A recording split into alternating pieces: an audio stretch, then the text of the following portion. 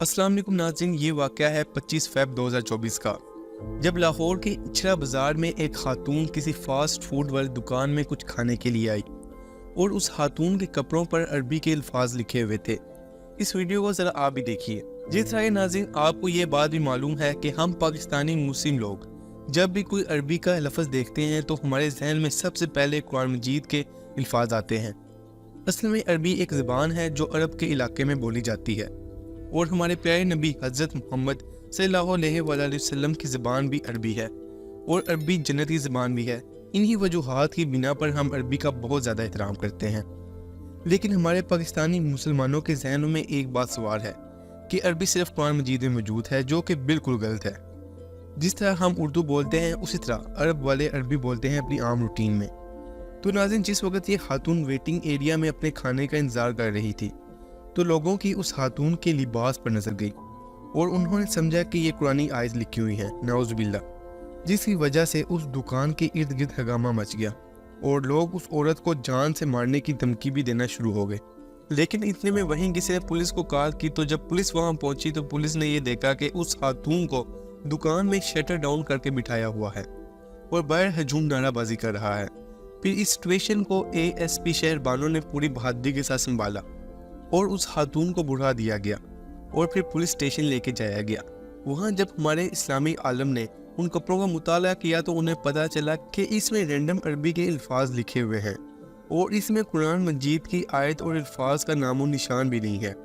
उसके बाद उस खातून ने बताया कि उसका ताल्लुक इस्लामी घराने से है और उसने ये लिबास इस मकसद से नहीं पहना था कि इस्लाम की बेहुरमती की जाए। इसके साथ साथ इस खातून ने सबसे माफ़ी भी मांगी।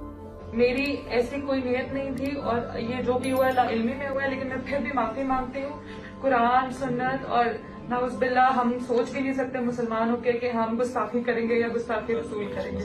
अब नाज़रीन, ये वाक़या तो आपको पूरा समझ आ गया होगा, तो अब ज़रा बात कर लेते हैं कि गलती किसकी है। सबसे पहले तो 10% गलती इस खातून की है, क्योंकि जब आपको ये बात पता है कि आप ऐसे माशरे में रहते हैं जहाँ जहालत बहुत ज़्यादा है तो आपको चाहिए कि आप ऐसी हरकत ना करें।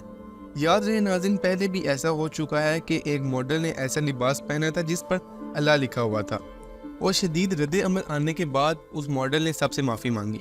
तो नाज़रीन, लोगों के जहनों में काफ़ी हद तक ये वाक़या भी बैठा हुआ था कि कहीं इस खातून ने उस मॉडल की कॉपी करके इस्लाम की बेहुरमती ना की हो। बड़ा नाज़रीन, 90% गलती इन जाहिल लोगों की है जिन्होंने ऐसे बगैर तस्दीक के खातून पर इल्ज़ाम लगाया। अगर उस मॉडल की बात की जाए, उसके कपड़ों में साफ नज़र आ रहा था कि अल्लाह का लफ्ज़ लिखा हुआ है। लेकिन नाज़रीन, ये भी हो सकता है कि शायद ये वाक़या बेहतरी के लिए हुआ है, क्योंकि ये भी हो सकता था कि कोई ब्रांड इन रैंडम अरबी के अल्फाज में कोई कुरान मजीद के अल्फाज मिला देता। तो ये वाक़या देखने के बाद किसी में जुर्रत नहीं होगी कि वो कुरान मजीद की बेहुरमती कर सके और इससे हमारे माशरे की असलियत भी सबके सामने आ गई और आइंदा कोई भी भूल के भी ऐसी गलती नहीं करेगा।